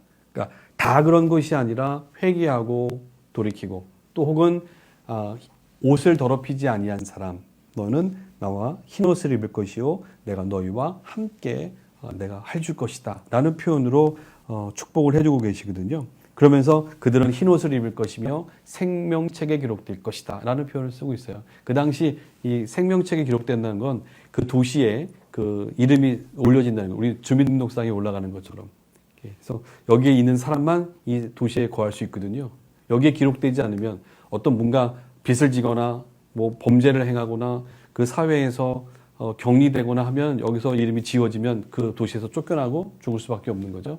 그러나 너희가 끝까지 말씀을 지키고 이기면 이 땅에서는 지워질 수 있지만 영원한 하나님의 나라에서는 하나님과의 관계에서는 지하지 않을 것이야. 이게 약속 아니겠습니까? 이보다 더 귀한 축복이 없는 거죠. 그리고 흰 옷을 입을 것이다. 잠깐 말씀드린 것처럼 그 당시 사람들은 뽐내고 자기를 드러내기 위해서 채색 옷을 입고 자색 옷을 입었죠. 이래야만 뭔가 거기 거리를 걸을 수가 있었겠죠. 하지만 거기에 또 아무것도 하지 않은 그냥 알아주지 않는 흰 옷을 입었을지라도 누가 함께 하십니까? 내가 함께 한다고 그랬잖아요. 하나님이 내가 함께 하겠다. 이거죠. 비록 사회에서는 소외시되고 천시 여기고 중요한 사람 취급당하지 않고 그냥 남루하게 가난하게 살아도 걱정하지 말라는 거예요. 내가 너희와 함께 할 거니까. 이거보다 더 귀한 축복은 없잖아요. 여러분들 요즘 갈릴리의 이야기로 사순절 보내고 계시죠? 여러분들 베세다의 이야기를 그렇게 풀어가지 않습니까? 그 갈릴리 호수 주변의 티베리아스라든가 화려한 곳에 살아갔던 사람들은 뭐 배불리 먹으며 또 거기에 유대인들은 뭐 오죽했겠습니까? 그러나 정말 하나님의 백성들 먹을 것이 없어서 가난함에 쪄들려 이리저리 흘려다니면서 머리둘 곳조차 없었던 배고픔에 쪄들었던 그 하나님의 백성들 그런 사람들의 동무가 되어주셨잖아요. 친구가 되어주셨잖아요. 그 예수님의 모습 아닙니까? 그런 자들과 함께 하셨던 예수님의 모습이 아마 오늘 이 사대교회에서도 끝까지 신앙을 지키고 또한 세상과 타협하지 않은 채 특별히 그런 부와 명성과 또 신앙생활하면서 쌓아놨던 이룬 업적들로 자랑하지 않은 채 끊임없이 하루하루 매일매일 자기 자신을 되돌아보고 말씀대로 살려고 몸부림쳤던 몇 사람들은 이러한 축복을 이뤘다는 거죠. 그렇기 때문에 뭐 하루아침에 세상 사람들처럼 동일한 거기에 비슷한 뭐 금은 보화가 쌓이는 게 아니라 하나님이 함께 하신다는 거죠. 그리고 하나님과의 관계를 끊을 자 없다는 것이고 하나님의 하늘나라의 생명록에는 절대로 끊어지지 않을 것이다 라고 하는 이 귀한 축복을 누렸던 것을 우리가 볼 수가 있습니다. 자, 제가 역사 속에서 이 얘기 한번 언급하고 싶었어요. 종교개혁이 일어나기 직전의 이야기인데요. 그 당시 비잔틴 시대예요. 기독교 국가였어요. 소위 말하는 기독교가 중심이 되는 세대에 십자군 전쟁이 일어나죠. 그런데 보세요. 성제를 탈환하겠다고 하는 명분은 있으나 그들은 성제 탈환 과정에서 금, 은을 노력하고 사람들을 약탈하고 여인들을 약탈하고 죽이고 또 거기에 참여하면 죄가 용서받는다. 다 사기치는 거잖아요. 소위 얘기하면. 하나님의 말씀을 가지고 그렇죠? 엉뚱하게 펴해갔던 그 시대의 모습이에요. 그리고 거기에 나가서 순교하면 영광이 임하고 너희의 이미 죽었던 사람들이 지옥에서 부활해서 하늘나라에 가고 이렇게 해서 교회는 그렇죠? 엉뚱하게 가르쳤다라는 거죠. 근데 아이러니하게도요. 교회가 왕성한 시기에 흑사병, 오늘 지금 코로나19 때문에 우리가 이렇게 어려워합니다만 흑사병에 창궐하고 수많은 사람들이 죽어가고 수많은 사람들이 아파하고 뭐 우리 가족 중에도 죽어가는 거죠. 많은 약한 사람들이 학살을 당하고 죽임을 당하는 노예로 끌려가는 일이 비일비재했다는 겁니다. 어느 시대예요? 기독교 시대에. 그래서 하나님은 종교개혁을 통해서 다시 한번 깨닫게 하시고 또 시간이 이렇게 흘러오는 모습을 보는 겁니다. 자, 말씀을 마칠 거예요. 사무엘상 16장에 있는 말씀을 봅니다. 이미 구약시대의 하나님은요. 사무엘에게 나는 겉모양 보지 않는다는 거예요. 그리고 사람의 외모를 사람들은 보겠지만 그래서 그 교회를 그 공동체를 축하하고 칭찬하고 와 하면서 그들의 업적을 떠받들겠지만 나는 안 그런다는 거죠. 나 여호와는 그 중심을 보겠다는 겁니다. 하나님의 말씀을 얼마나 신실하게 붙잡고 살아내기 위한 노력에 몸부림치고 있느냐를 보겠다는 것이죠. 자, 사도 바울이 디모데에게 얘기하죠. 말세에는 말이야 어려운 일이 있을 텐데 자꾸 사람들은 자기를 더 사랑하고, 이거 교인들에게 하는 얘기입니다. 세상 사람들이 아니에요. 교회에 있는 신앙 공동체 사람들마저도 돈을 사랑하며 뽐내며 교만하며 자만하고 하나님보다 더 자기를 사랑하고 자기들이 이룬 걸 더 사랑하고, 겉으로 보기에는 경건한 것처럼 보이지만 십자가를 목에 걸고, 그렇죠?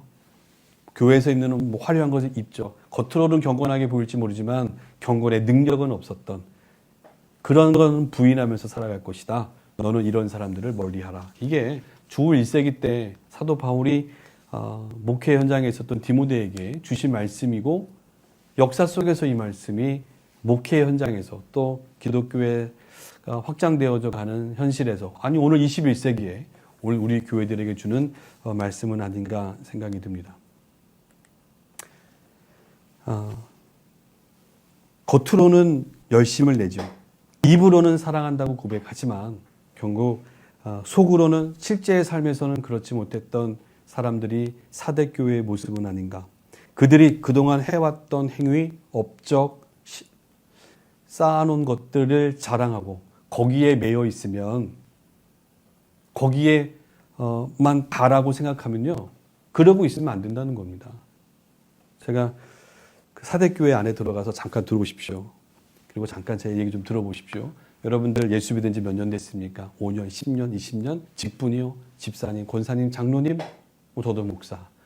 다 우리가 직분을 수십 년 믿었고 수십 년 봉사했고 그렇게 알아왔고 헌신했고 했다는 것으로 다 됐다.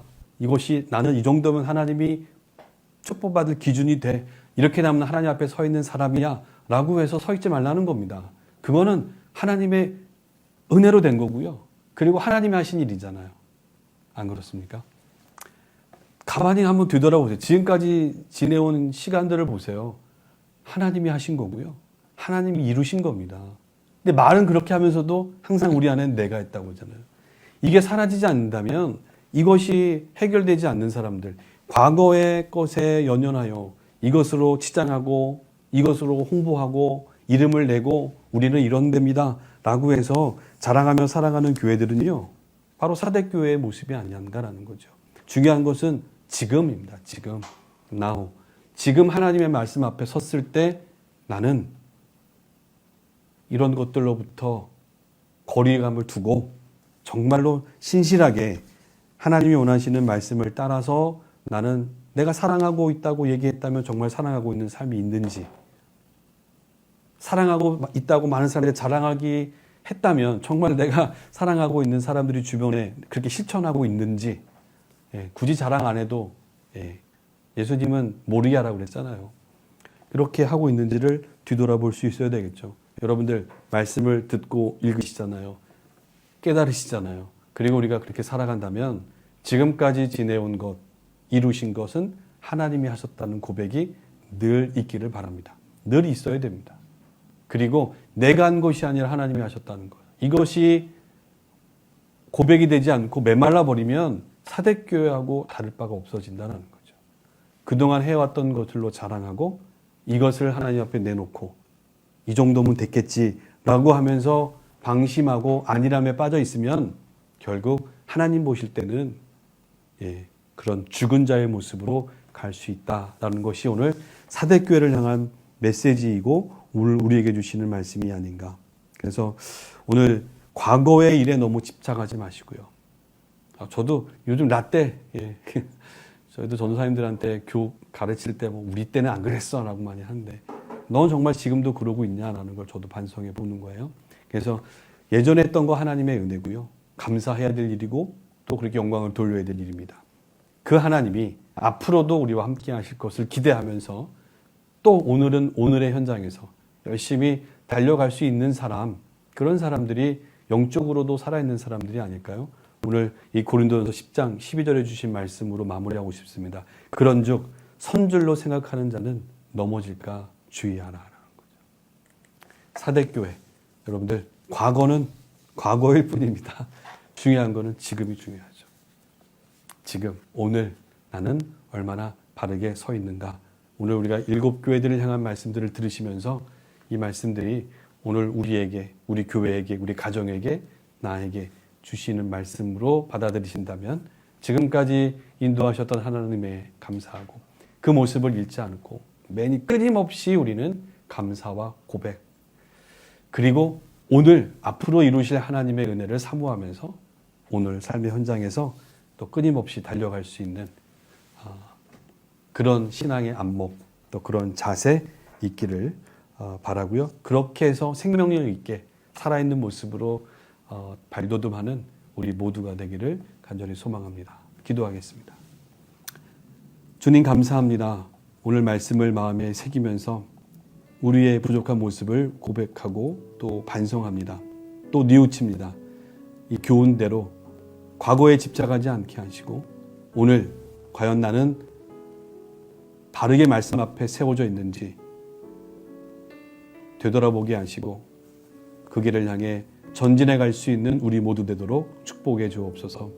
예수님의 이름으로 기도하옵나이다. 아멘.